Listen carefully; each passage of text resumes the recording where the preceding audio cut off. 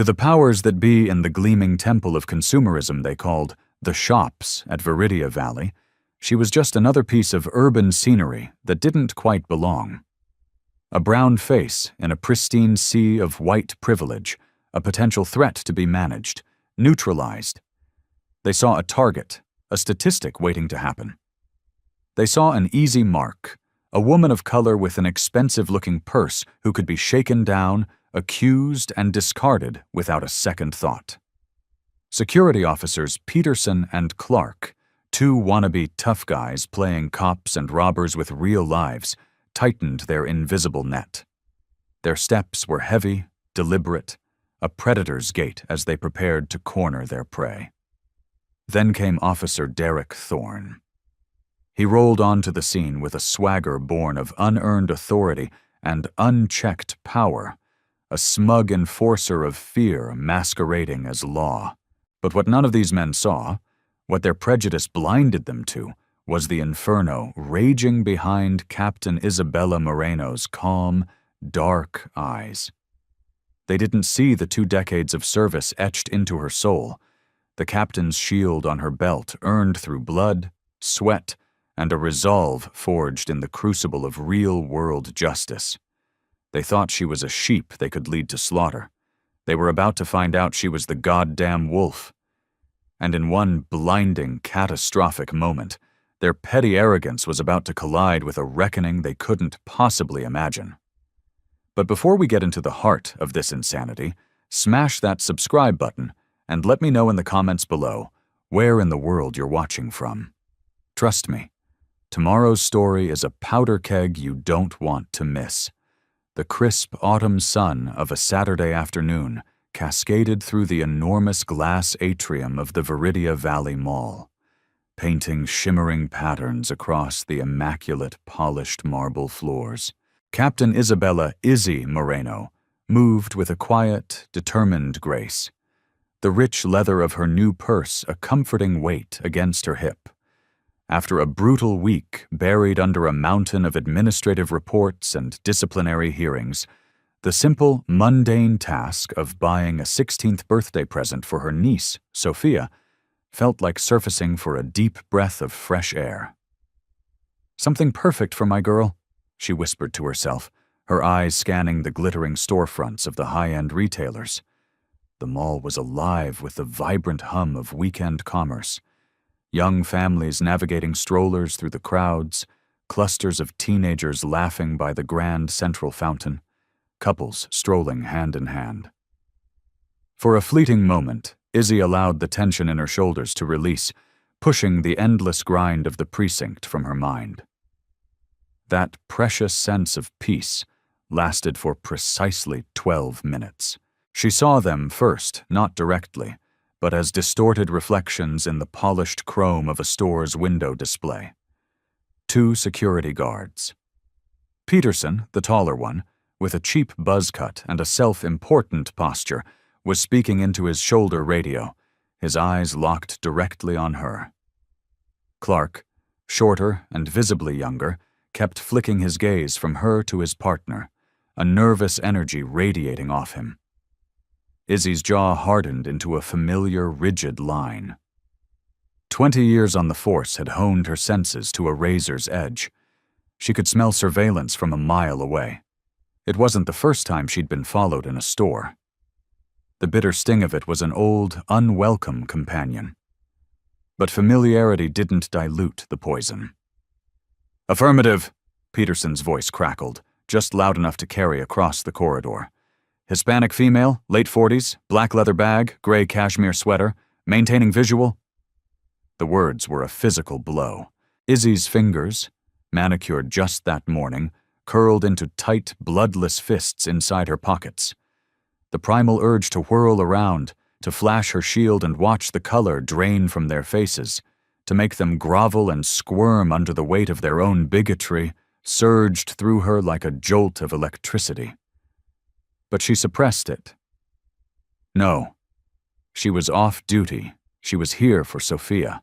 She would not let these pathetic little men poison this day for her. Taking a slow, calming breath, She turned and stepped into Aura Fine Jewelry. It was the epitome of luxury, a sanctuary of quiet opulence. The air was thick with the scent of expensive vanilla candles, and a soft, classical melody drifted from hidden speakers. Behind a gleaming glass counter stood a woman in her 50s, her blonde hair perfectly coiffed, her blazer impeccably tailored. Her name tag read, Brenda. As Izzy entered, Brenda's body stiffened, a subtle but unmistakable shift. Her professionally pleasant smile became a brittle, painted-on mask. "Can I help you?" Brenda's tone was sharp, layered with a suspicion that was as clear as the diamonds glittering under the lights. Her smile never reached her cold, assessing eyes. "Just looking, thank you," Izzy replied, her voice a smooth, steady counterpoint to the frantic hammering of her heart against her ribs. She moved deliberately towards a display case filled with delicate silver charm bracelets, precisely the kind Sophia had been unsubtly hinting at for the past 6 months. Through the reflective glass, Izzy could see Brenda tracking her every move in a large mirror mounted behind the counter. Outside the store's open entrance, Peterson and Clark were making a clumsy show of examining a mall directory, their focus entirely on her. "All of these cases are locked," Brenda announced, her voice unnecessarily loud as she suddenly appeared at Izzy's elbow. "Items can only be removed for viewing by a staff member." "I'm aware of how a jewelry store works," Izzy said, her voice still pleasant, though an icy edge was creeping in. "When I'm ready to see something, I'll be sure to let you know." Brenda didn't retreat. Instead, she hovered closer, her gaze darting from Izzy's face to the designer purse at her side. The bag, a gift to herself after a particularly grueling case, a symbol of her own hard-earned success, suddenly felt like a brand, an indictment. "Actually," Izzy said, straightening to her full 5'8" height, her presence suddenly filling the space between them. "I'd like to see that one, the silver bracelet with the small hummingbird charm." Brenda hesitated for a fraction of a second, then reached for a set of keys clipped to her belt. As she fumbled with the lock on the case, Izzy noticed the slight tremble in her hands. The manager's fear was a palpable thing, a toxic cloud in the air. It was as if she genuinely expected Izzy to snatch the entire velvet-lined tray and make a run for it. The bracelet was exquisite. Delicate, interwoven links of silver caught the light, and the tiny hummingbird charm was studded with microscopic, sparkling sapphires. Izzy smiled, a genuine smile for the first time that day, picturing Sophia's face, the way her eyes would light up. "It's perfect, I'll take it," she began to say. "Excuse me?" Brenda's voice sliced through the moment, sharp and accusatory. "I'm going to need to see the inside of your handbag." The store fell into a sudden, profound silence. The soft, classical music seemed to vanish. Izzy felt the hot, prickling shame of a dozen pairs of eyes turning to stare as other shoppers stopped to watch. "I beg your pardon?" She kept her voice dangerously low, each word a carefully controlled release of pressure. "A piece of jewelry is missing from this very case." Brenda's voice grew louder, gaining a false bravado as Peterson and Clark stepped purposefully into the store, flanking the entrance. "I saw you slip it into your purse when I turned to get my keys." Izzy's hands began to shake, not from fear, but from a white-hot fury that threatened to consume her. "That is a blatant lie. I haven't touched a single thing in this store except for the bracelet you just handed me." "Ma'am, let's not make this difficult," Peterson said, moving forward. His hand rested on his radio, a gesture of practiced intimidation. "Just empty your bag onto the counter and we can all move on with our day." Izzy drew herself up, feeling the familiar weight of her authority settle over her like a well-worn coat. She was no longer a shopper. She was a captain. "I will not. I have stolen nothing, and you possess absolutely no legal right to search my personal property without probable cause." Clark shifted his weight from one foot to the other, his eyes avoiding hers. Brenda's face was now a blotchy red, but she doubled down. "Either you show us what's in the bag, or we'll have to call the police." "This is harassment," Izzy stated, her voice resonating with command. "You have been tailing me since the moment I walked into this mall. You are targeting me because I am a woman of color, and I will not be subjected to this humiliation." Peterson stepped closer, using his size to try and loom over her. It was an amateur move, one she'd seen 1,000 times. "Last chance. Open the bag, or this gets a whole lot more complicated for you." Izzy stood her ground. Her heart was a drum against her ribs, but her voice was as steady as steel. "I am not opening my bag. You have no right, no probable cause, and zero evidence. Back off." "That's it." Peterson grabbed his radio. "Dispatch Code 10 at Aura Fine Jewelry. We have a non-compliant subject, possible theft. Requesting police backup." A small crowd had now gathered at the entrance, a wall of curious faces and raised cell phones. Brenda was wringing her hands, a flicker of doubt finally appearing in her eyes as the situation spiraled beyond her control. Clark looked like he wanted to be anywhere else on Earth. But Izzy didn't budge. She had stared down men with guns, men with knives, men whose souls were rotten with corruption. She would not be broken by 2 mall cops and a prejudiced store manager.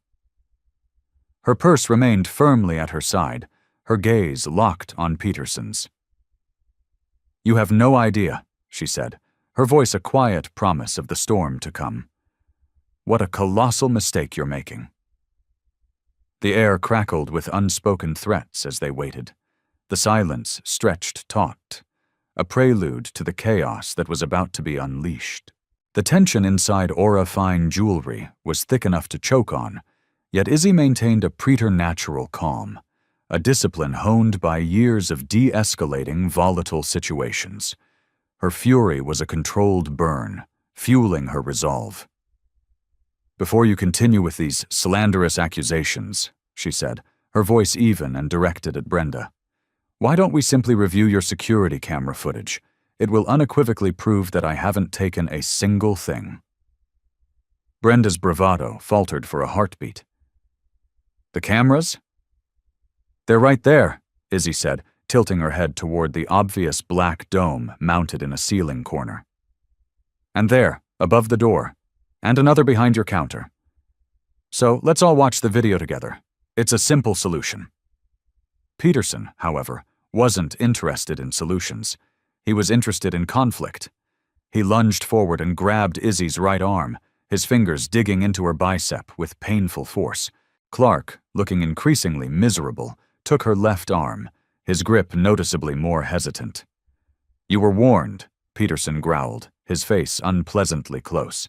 "Now you're interfering with a security operation." Izzy's training screamed at her to react.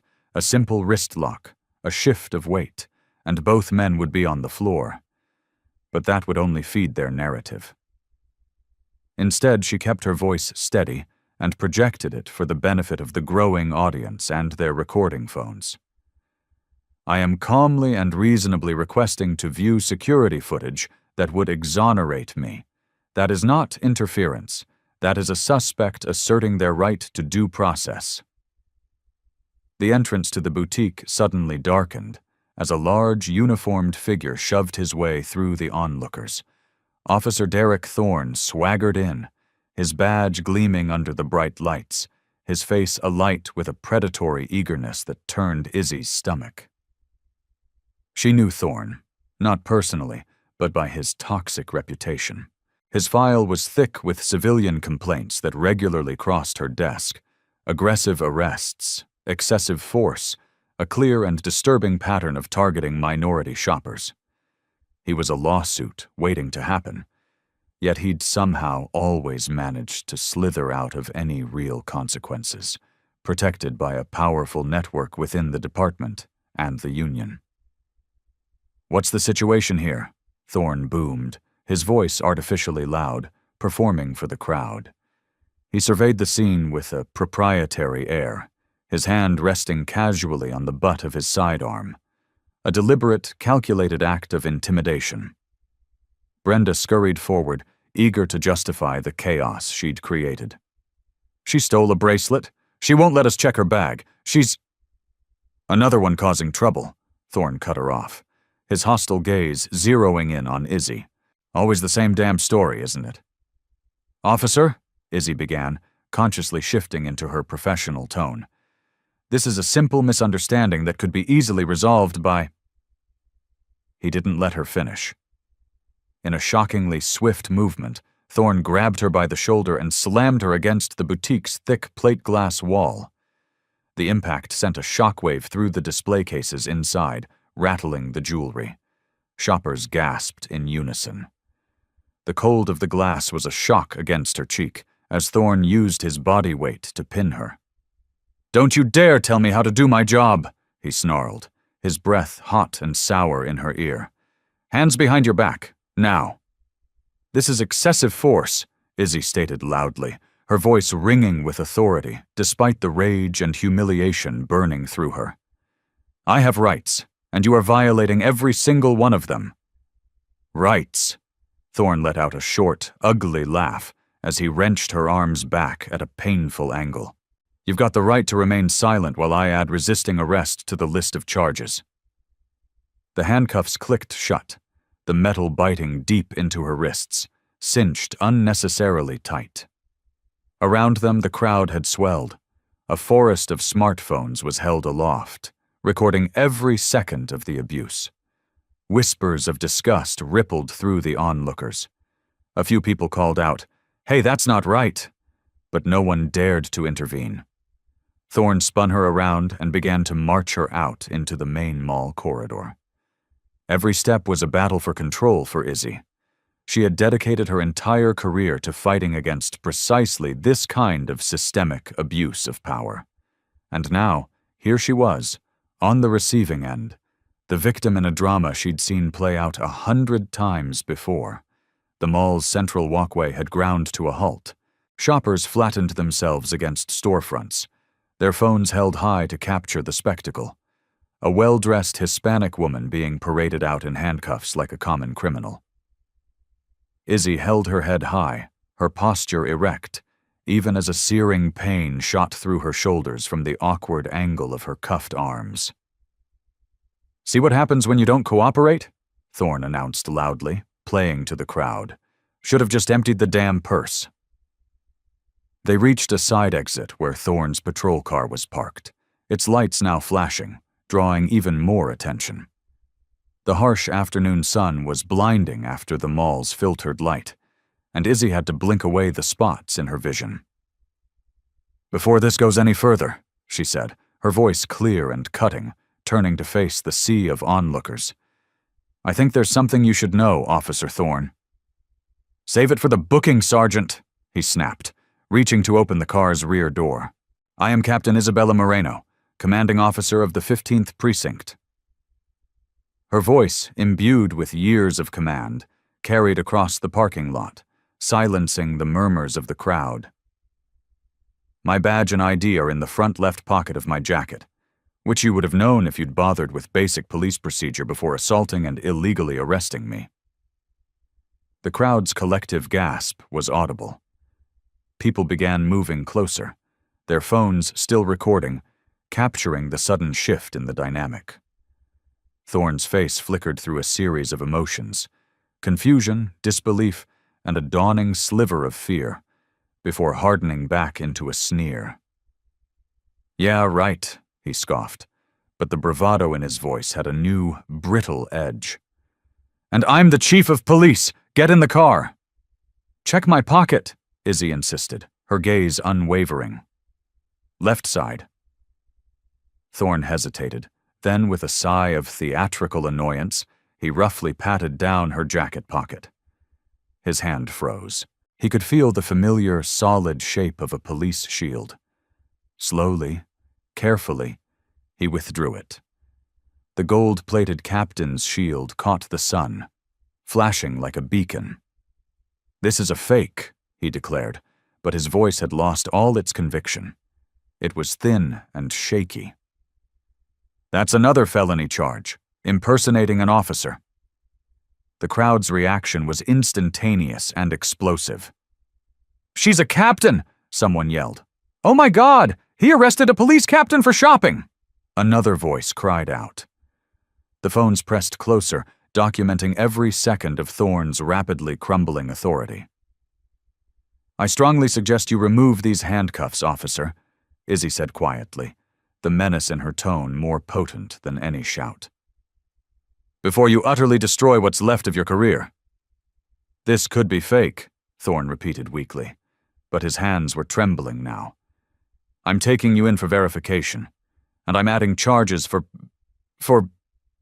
what?" Izzy challenged, her voice dripping with contempt. "For shopping while brown? Is that still the official charge code for this kind of stop, Officer Thorne?" A wave of outrage rippled through the crowd. Someone was live-streaming now. Thorne's face had turned a sickly, mottled red as the full, catastrophic weight of his mistake began to crush him. But instead of backing down, his pride and panic made him double down again. He grabbed Izzy's arm, trying to shove her into the back of the patrol car. "You're just making it worse for yourself," he growled, a desperate man trying to regain control. "Fake badge, resisting, interfering. You're going away for a long time." The crowd's murmur became a roar of protest. "Let her go," someone shouted, and the call was taken up by others, dozens of people chanting in unison, their phones held high like digital torches demanding justice. Thorne was trapped, still gripping Izzy's arm, his eyes darting around, looking for an escape that didn't exist. His usual playbook of intimidation and brute force had backfired in the most spectacular way imaginable.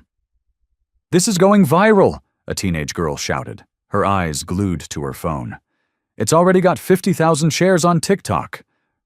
Justice for Captain Moreno is trending." This is where the story truly begins to unravel, exposing a rot that goes deeper than just one corrupt cop. If you believe no one is above the law, hit that like button right now to show you stand for justice. You won't believe who else is involved in this. Izzy remained perfectly still, a beacon of calm in the swirling vortex of chaos. Her posture was ramrod straight, a silent testament to her unwavering resolve despite the painful bite of the steel cuffs. She had navigated countless high-stakes confrontations in her 2 decades of service, but being on this side of the law, shackled and humiliated, gave her a terrifying new perspective that burned like acid in her gut.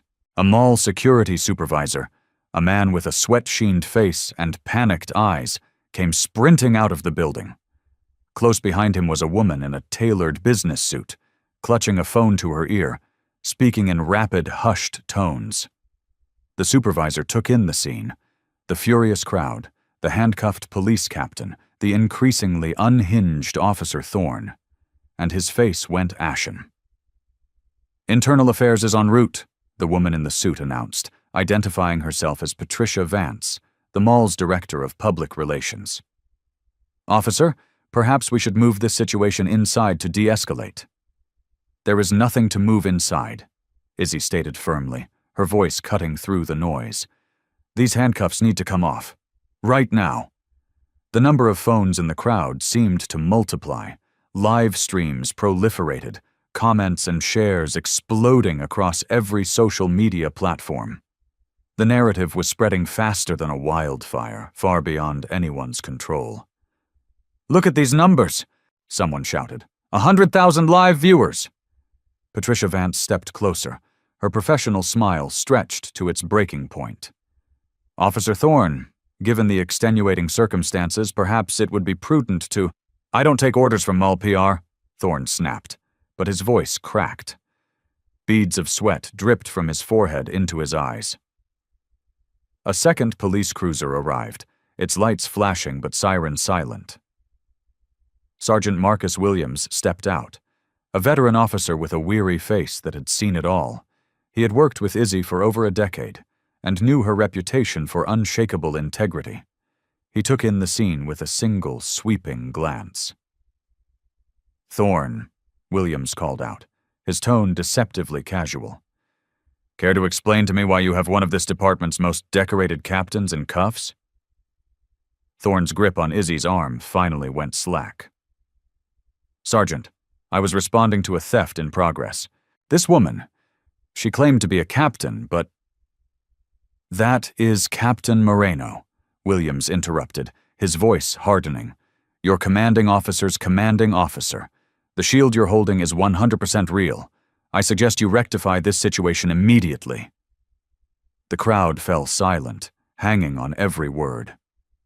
Thorne's face was a canvas of warring emotions, fury, terror, and a desperate, last-ditch calculation. Finally, with hands that shook so badly he could barely fit the key in the lock, he removed the handcuffs. Izzy rubbed her raw wrists, already seeing the deep red welts the metal had left behind. They would be dark bruises by morning.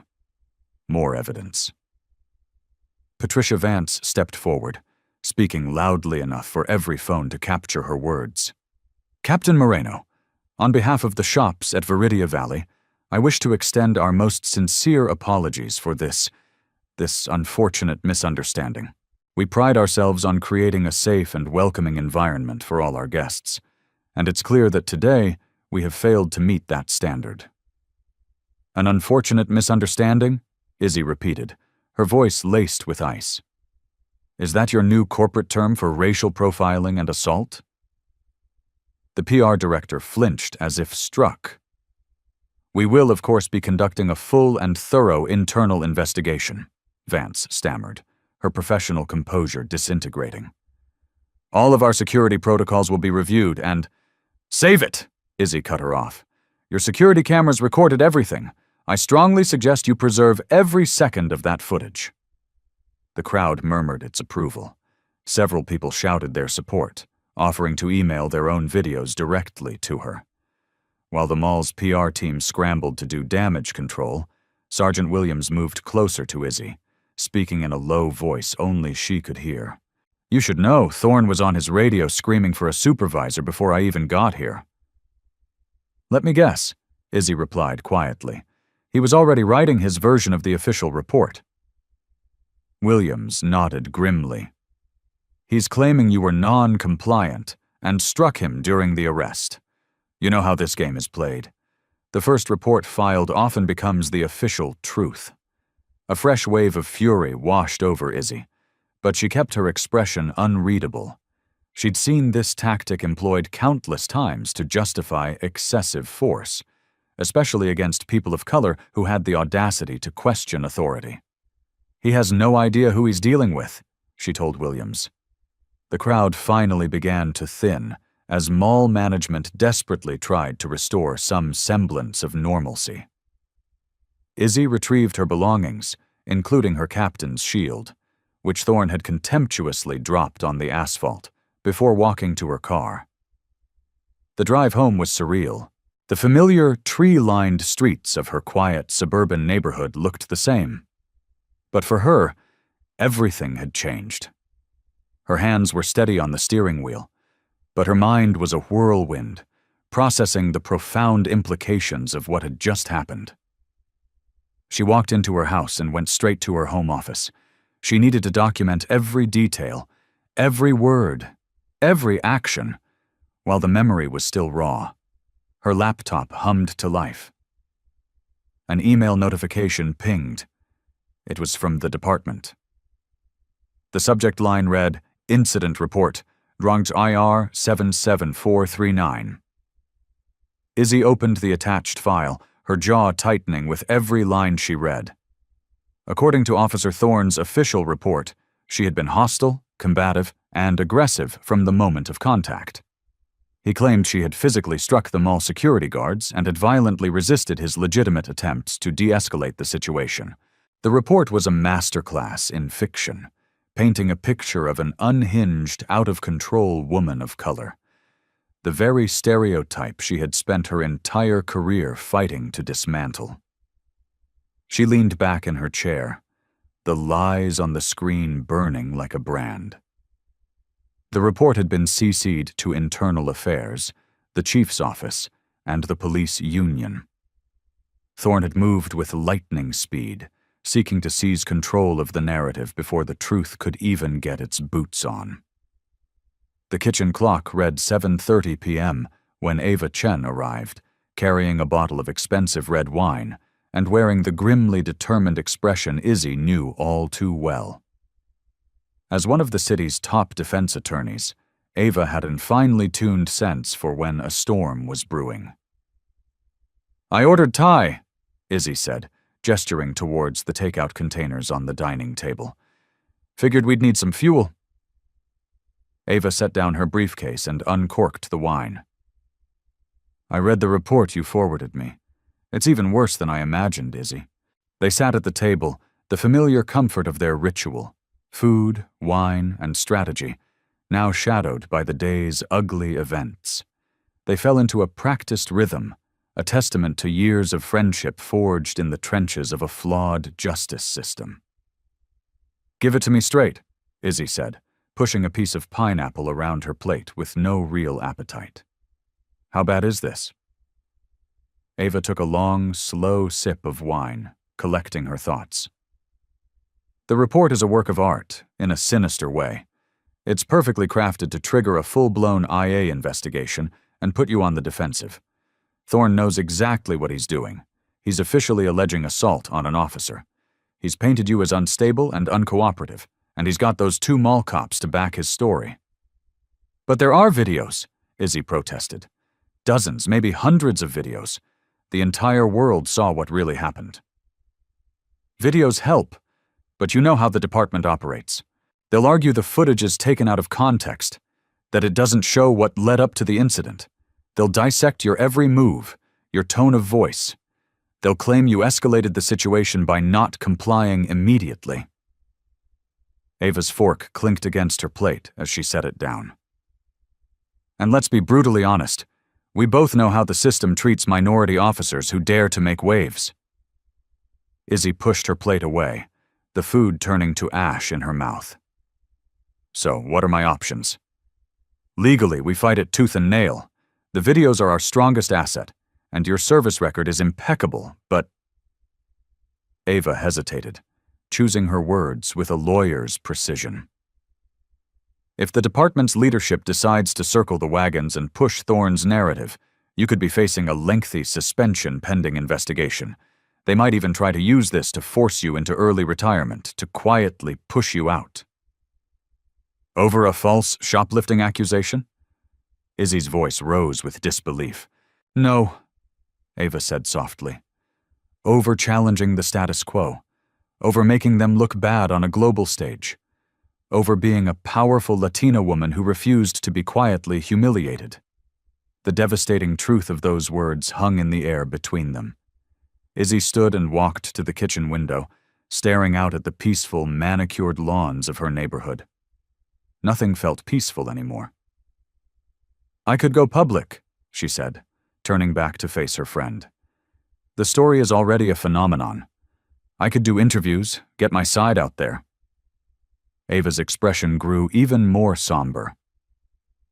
"That's a high-risk, high-reward strategy. Remember Captain Miller from the 7th Precinct? He went to the press about racial profiling in his unit a few years back. The department made his life a living hell. Last I heard, he's working private security in another state. The system has a long memory and powerful ways of making examples of those who break the code of silence. So, I'm just supposed to take it?" Izzy's hands clenched at her sides. "Let them smear my name, destroy my career, everything I've dedicated my life to?" "No," Ava said firmly. "We fight smart. We gather our own evidence. We build an unshakable case." She paused, then added, "And Izzy, I don't think this is just about you anymore." "What do you mean?" Ava opened her briefcase and pulled out a thick manila folder, spreading several legal documents across the table.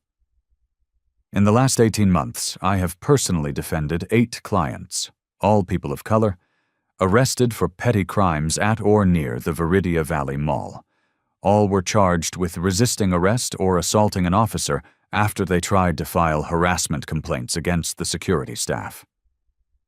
Izzy leaned over the papers, her training kicking in as she absorbed the details. It's the same group of officers in almost every report: Thorne, Martinez, Cooper, and look at this pattern. The more serious charges are always added after the initial complaint is filed. It's retaliation, a way to intimidate people into silence. A cold dread snaked its way down Izzy's spine. The implications were staggering. How many of these cases are there? These are just the ones who could afford to hire me. How many others couldn't? How many took plea deals because they were terrified? How many just stayed silent? The conversation stretched late into the night as they dissected the files, searching for patterns, piecing together a much larger, more sinister picture. By the time Ava left, it was nearly midnight. Sleep was a distant fantasy. Izzy sat in her dark living room, her face illuminated by the blue glow of her laptop as she scrolled through the endless deluge of social media posts. The videos of her arrest were everywhere. The comments were a toxic battlefield. Some expressed pure outrage, demanding justice. Others spewed vile, racist venom, accusing her of playing the race card. A national news site had already published a feature. Decorated police captain arrested, a case of racial profiling or an officer out of control. Her phone buzzed on the coffee table. An unknown number. She opened the text message, and the words made her sit bolt upright. "Back off, Captain. You have no idea what you're messing with." Izzy stared at the screen, her mind automatically cataloging the details. Local area code, sent via a standard carrier, not a burner app. The threat was clear, yet cleverly worded to be just shy of a criminal offense. She took a screenshot, documenting the time and date. One more piece of evidence.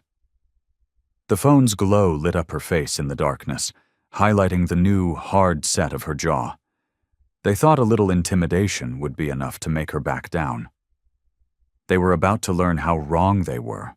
The early morning sun streamed through the large windows of Ava Chen's high-rise office as Izzy arrived at 8 a.m. sharp. The law firm was still quiet, the pre-work hum not yet begun, which was exactly why they had planned to meet before anyone else arrived. "I was up all night digging through case law and cross-referencing arrest records," Ava said, gesturing to a desk already buried under stacks of legal files. The dark circles under her eyes told a story of sleepless diligence that mirrored Izzy's own. "What I'm finding, it's bigger and dirtier than we ever imagined."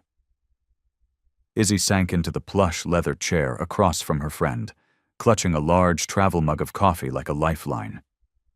"Show me." Ava spread dozens of case files across her expansive mahogany desk, creating a grim mosaic of injustice. Each of these represents a false arrest report from the last 2 years. Every single one is a minority resident. The vast majority of incidents occurred at or near the Viridia Valley Mall. How many are we talking about? 53 cases that I can confirm through public records. But Izzy, this is just the tip of the iceberg. For every person who had the resources or the courage to fight, how many were railroaded through the system? Izzy leaned forward, her trained investigator's eye scanning the documents, recognizing the patterns immediately. The same arresting officers appear over and over again: Thorne, Martinez, Cooper, and look at the charges. Ava tapped a highlighted section on several files. Resisting arrest, assaulting an officer, disorderly conduct. They're all subjective charges. A citizen's word against a cop's, which in a courtroom is almost always a losing battle for the citizen. Izzy finished, her jaw tightening. Exactly. And this is where the scheme truly reveals itself, Ava said, pulling out a spreadsheet she had compiled overnight. Of these 53 cases, 91% ended in a guilty plea, The defendants almost always accept a plea deal rather than risk a lengthy prison sentence at trial. Those plea rates are astronomically high, Izzy noted, her investigative instincts firing on all cylinders. And every single one of these plea deals includes a mandatory term of probation, Ava said, her voice taking on a sharp, angry edge. Specifically, probation supervised by a private contractor called New Horizon Supervision Services. Izzy's eyebrows shot up. Private probation? I thought the county handled all that. It's a disturbing new trend. Municipalities outsource their probation services to private companies to cut costs. But look at the exorbitant fees these people are being charged. Ava handed her another document, a fee schedule from New Horizon. Monthly supervision fees, mandatory drug testing fees, whether they have a drug history or not, electronic monitoring ankle bracelet fees, GPS tracking fees. Some of these people, arrested for something as minor as trespassing, end up paying tens of thousands of dollars over the course of their probation. It's a modern-day debtor's prison, Izzy muttered, a cold anger building in her chest. And if they miss a single payment, they're in violation of their probation. They get sent back to jail, and the cycle of fees and debt starts all over again. She stood up, too agitated to remain seated. I need to access our internal precinct files on this. There has to be a paper trail. Be careful, Izzy, Ava warned, after that threat you received last night. I am still a captain in this department. I have every right and every duty to review arrest records. Izzy gathered her purse. They can't stop me from doing my job. An hour later, Izzy sat at her desk in the 15th precinct, methodically pulling up digital records. The atmosphere was chilly. She could feel the sideways glances from her fellow officers, could hear the whispered conversations that abruptly stopped the moment she walked by. Thorne's fabricated report had clearly made the rounds. She ignored them all, her focus entirely on her computer screen. Years of arrest data scrolled past as she narrowed her search parameters. Location: the shops at Viridia Valley. Arresting officer: Thorne. Charge: resisting arrest. The number of hits was staggering. Then she found something that made her breath catch in her throat. An internal departmental memo from the chief's office detailing the city's new partnership with New Horizon Supervision Services. The CEO of the company was listed as Sterling Vance, the same family that owned the entire portfolio of Vance Holdings, including the Viridia Valley Mall. Digging deeper, she unearthed corporate registration documents. New Horizon Supervision Services was a subsidiary of Vance Holdings. The security firm that employed Peterson and Clark was another subsidiary. It was a completely closed loop. Her phone buzzed with a text from Ava. Found something else. The number of these specific arrests spikes dramatically in the last week of every fiscal quarter, right before Vance Holdings reports its earnings to shareholders. Izzy's mind reeled. The pieces were slotting together into a monstrous picture. More arrests meant more people funneled into the probation system. More people on probation meant more fees collected by New Horizon. The mall's private security team, owned by Vance, targeted minority shoppers. The local police, specifically Thorne's unit, made the arrests based on false pretenses. And the Vance family, through their ownership of the probation company, profited directly from every single conviction. She quickly printed out the key documents, tucking them securely into her briefcase. On her way out of the precinct, she felt more eyes on her back, heard more whispers. Let them talk. She was hunting much bigger game now. The afternoon sun was harsh as Izzy parked her car across the street from the Viridia Valley Mall. The building's gleaming glass and steel facade projected an image of clean, upscale prosperity. Just yesterday, she had seen it as the scene of her personal humiliation. Today, she saw it for what it truly was, the hub of a massive criminal conspiracy. She watched the shoppers come and go. She saw the Vance security guards stationed at every entrance, their hands resting on their radios. She saw a young black mother hurry past, clutching her purse tightly, her eyes darting nervously. She saw a Hispanic teenage boy being unsubtly tailed by a guard, just as she had been. The sheer, calculated evil of the scheme hit her all at once. How long had this been going on? How many lives had been systematically derailed by these false charges? How many families had been bled dry by these predatory probation fees, all to pad the Vance family's bottom line? Izzy gripped her steering wheel until her knuckles turned white. In her 20 years in law enforcement, she'd seen her share of corruption, of systemic racism, of greed. But this was different. This was a cold, calculated corporate machine designed for the sole purpose of organized exploitation. She stared at the mall's towering entrance, the very spot where she'd been dragged out in handcuffs less than 24 hours ago. Her voice was barely a whisper in the confines of her car. This was never just about me. Izzy had just settled at her desk, the stack of incriminating documents spread before her, when a sharp knock on her open office door made her look up. A young Asian-American woman stood in the doorway, a reporter's notebook in her hand, her expression one of intense focus. "Captain Moreno? I'm Chloe Kim from the City Herald." She stepped into the office with a confidence that belied her years, her press badge swinging from a lanyard around her neck. "Do you have a minute?" Izzy's first instinct was to give her standard, department-approved no comment. But there was something in Chloe's eyes, a fierce, unyielding determination, that made her pause. "Close the door." Chloe sat, already pulling out her phone and setting it to record. "I've been following your case since the video broke, but that's not really why I'm here.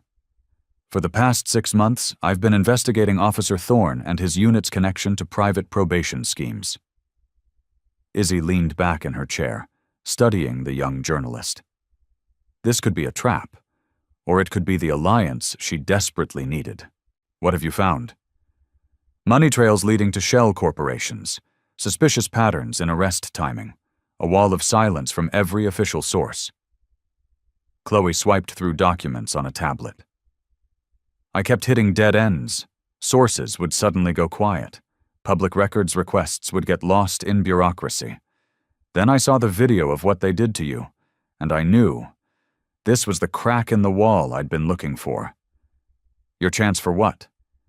"To blow this whole rotten system wide open," Chloe said, her eyes blazing with conviction. "I have bank records showing massive wire transfers from New Horizon to offshore accounts linked to Vance Holdings. I have tax documents that make no sense, but I need someone on the inside. Someone who can help me connect the official police work to the dirty money." Izzy considered her options. A journalist could be a powerful ally or a dangerous liability. But Chloe's passion, her righteous anger, reminded Izzy of herself 20 years ago, a rookie cop determined to change the world. "What's your angle on this?" "The truth," Chloe said simply. "How a racist cop, a corrupt judge, and a greedy corporation are systematically destroying minority lives for profit." She leaned forward, her voice dropping. "I grew up in this city. I watched my immigrant parents get harassed by cops, targeted by predatory lenders. This isn't just another story for me. This is personal." After a long, silent moment, Izzy gave a single, decisive nod. "I can't be your official source. It would compromise my position and the case, but I might be able to point you toward people who can help you follow the money." "That's all I need," Chloe smiled, a flash of triumph in her eyes. "And I might have something for you too. Ever heard of the Oak Ridge Justice Coalition?" 2 hours later, Izzy and Chloe sat in the cramped, cluttered back room of a community center. Reverend Marcus Green, a tall, imposing man with graying temples and a powerful presence, spread a series of photographs across a folding table. "These are just from the last 3 months, all false arrests, all perpetrated by Thorne and his crew." Around the table sat other community leaders, a high school teacher, a small business owner, a local activist. Each had their own stories of Thorne's reign of terror. Each had been quietly, diligently gathering evidence. "We've been documenting everything," said Lisa Chen, the teacher. "We have sworn witness statements, cell phone videos, even medical records from the people Thorne and his partners have roughed up during arrests. But every formal complaint we file just disappears into a black hole. The Police Civilian Review Board is a joke," added Jerome Wilson, who owned a barber shop just a few blocks from the mall. "They're all in Sterling Vance's pocket." Chloe took rapid-fire notes while Izzy examined the mountain of evidence. Dozens of sworn affidavits described the exact same pattern: a baseless accusation, a violent and escalatory arrest, and intense pressure from the DA's office to accept a plea deal. "This woman here," Reverend Green said, pointing to a photo of a tired-looking woman with 2 young children. "Single mother of 3. Thorne pulled her over for a supposed broken taillight, then claimed she assaulted him when she questioned the stop. Now she's paying New Horizon $300 a month in probation fees she can't afford. She had to take a second job. They threatened to involve Child Protective Services if she tried to fight the charges." Izzy's hands clenched into fists under the table. "Why haven't these stories been made public before?" "Fear," Jerome said, his voice heavy. "Thorne makes brutal examples of people who speak up. You fight a charge, and suddenly you're getting pulled over 3 times a week. Your business gets hit with surprise code violation inspections. Your kids start getting hassled by cops on their way home from school." "But we never stopped keeping records," Reverend Green said, his gaze landing on Izzy. "We were just waiting for someone with the power to actually do something about it." Chloe spoke up. "With these affidavits and my financial documents, we could build an ironclad case for a major exposé. The Herald would run it on the front page." "It will take more than one newspaper article," Izzy cautioned. "The Vance family has an army of lawyers and PR people." "Then we'll write a series," Chloe said, her jaw set. "We'll follow every corrupt thread until the whole rotten tapestry unravels." They spent another hour strategizing, connecting the disparate pieces of the puzzle. The activists had the human stories, years of documented abuse. Chloe had the financial expertise and the paper trail. Izzy had the insider's knowledge of police procedure and the system's weaknesses. "We need to move carefully," Izzy warned as they wrapped up the meeting. "These people are dangerous. They won't go down without a fight." "That's why we need to strike hard and fast," Chloe countered. "Once the first story breaks and people see they're not alone, more victims will come forward. It'll be an avalanche they can't control." Darkness had fallen by the time Izzy pulled into her driveway. The day's revelations weighed on her like a physical burden. So many lives ruined, so much evidence systematically ignored. She had always known racism and corruption existed within the department, but this level of organized, for-profit exploitation shook her to her core. Her porch light flickered as she walked up the path to her front door. The mailbox was overflowing, with letters scattered on the ground beneath it. That was strange. The mail had already been delivered that morning. She gathered the scattered envelopes, her stomach tightening with a sudden, inexplicable dread. There were no return addresses, no postmarks. They had been hand-delivered. Inside, she spread them across her kitchen table. Her hands trembled slightly as she opened the first one. It was a crude, racist caricature of a Hispanic woman.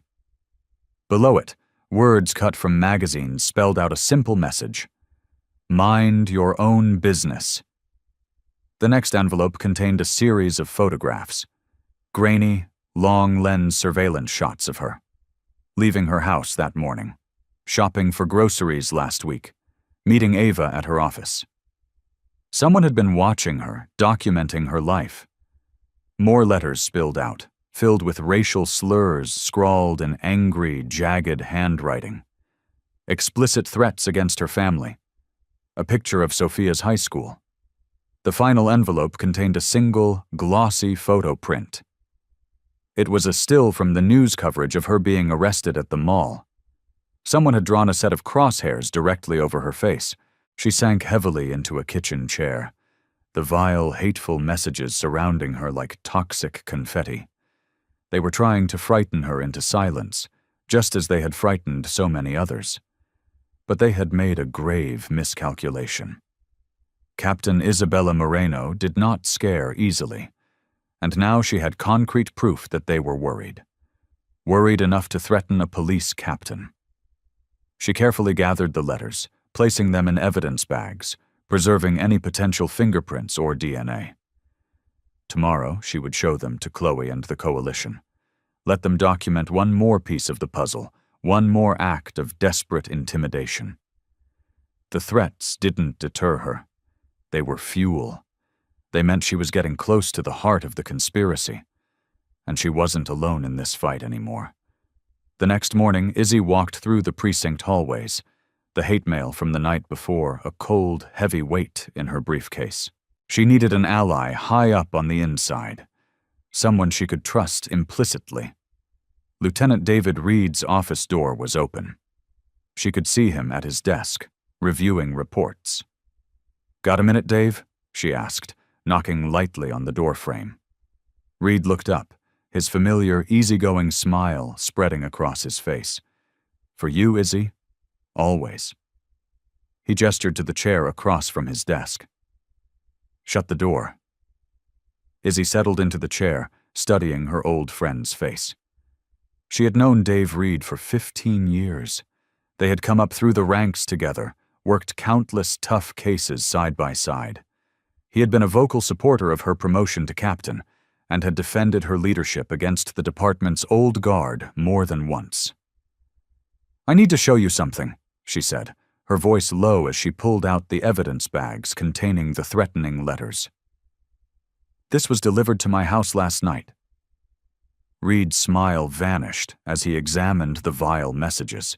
His jaw tightened when he saw the surveillance photos, and his face was a mask of fury when he saw the picture with the crosshairs. "Jesus Christ, Izzy, have you reported this?"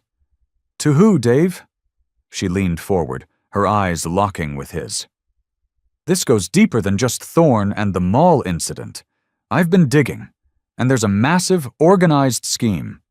False arrests, coerced plea deals, all feeding into this private probation racket run by the Vance family."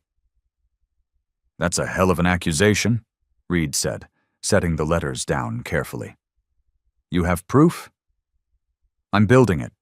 I have victim statements, financial records showing suspicious payments from Vance Holdings, and now these." She tapped the evidence bags. Someone is scared enough to try and intimidate a police captain. Reed stood up and began to pace behind his desk, running a hand through his hair.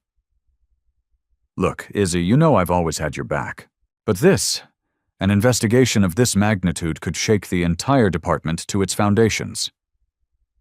"Maybe it needs to be shaken." Izzy's voice was hard as flint. "You've seen how Thorne operates. You know how many complaints against him we've had to bury. This isn't just about a few dirty cops, Dave. This is systemic." "I hear you," Reed said, stopping his pacing. He turned to face her, his expression serious. "You're right.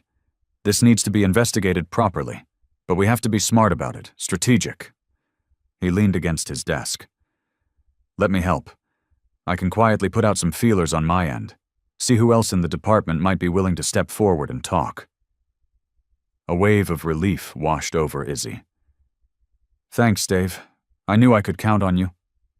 "Always," he smiled warmly. "Just watch your back, okay? Maybe you should stay with family for a few days until we figure out who's behind these threats." "I'm not running and hiding," Izzy said firmly.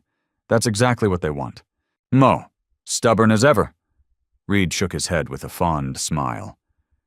"All right, at least let me assign a quiet, unmarked patrol car to do regular drive-bys of your house, for peace of mind." "I can handle myself," Izzy said as she gathered the letters. "But thank you. It helps, knowing you're in my corner." "We look out for our own," Reed assured her. "Keep me in the loop. Let me know what else you find." The rest of Izzy's day was a blur of routine paperwork and clandestine evidence gathering. She made encrypted digital copies of every document, storing them on multiple secure drives. In cases like this, records had a nasty habit of mysteriously disappearing. It was after midnight when she finally drove home. Her street was quiet, the only sound the chirping of crickets in the cool night air. She pulled into her driveway, and the automatic floodlights illuminated her car. Her blood ran cold. Angry red letters had been spray-painted across the hood and driver's side door. "Traitor!" Izzy froze, her keys halfway to the door lock. The paint was still wet, dripping slowly down the pristine white finish of her car. Her mind raced. The timing, the specific word choice. This wasn't some random act of vandalism. She did a rapid scan of her surroundings, her hand instinctively moving to the off-duty weapon holstered at her hip. The shadows were still. Whoever had done this was long gone. With trembling fingers, she took out her phone and began taking pictures of the damage. Then she saw something else, something that made her stomach clench with a sickening dread. Scratched deep into the paint of the driver's side door, they had keyed a message. "Keep your mouth shut, Captain." Only someone inside the department would call her by her rank. Only someone on the inside would know she was building a case. She thought of the handful of people she had confided in: Ava, Chloe, the activists, and Dave Reed. Her conversation with Reed replayed in her mind. "Let me help. I can quietly put out some feelers. Keep me in the loop." "Damn it," she whispered into the night. She had walked right into his office and handed him everything: the scope of her investigation, the nature of the evidence she was collecting, the fact that she was working with outsiders. If he was working with Thorne and the Vance family, she had just given them a roadmap to her entire strategy. Inside her house, Izzy sank heavily into a kitchen chair. Her captain's shield sat on the table where she'd left it that morning. The gold-plated metal seemed to mock her in the dim light. 20 years. She had worn that shield with pride for 20 years. She had believed in what it was supposed to stand for. She had defended the department against accusations of systemic rot, convincing herself that she could create change from within. Now she stared at the symbol of her life's work and wondered if the corruption went all the way to the top, if there was anything left worth saving. Her vision blurred as tears of pure rage and profound betrayal threatened to spill over. She blinked them back, hard. This was no time for self-pity. She had decisions to make. Trust no one in the department. Document everything. Build the case in the shadows until she had proof so undeniable that not even a traitorous lieutenant could bury it. The Vandals had made one thing terrifyingly clear. Inside the walls of the 15th Precinct, she was completely on her own. Her shield gleamed accusingly in the dim kitchen light, the weight of 20 years of service pressing down on her shoulders as she confronted the horrifying possibility that the institution she loved had become the very monster she had sworn to destroy.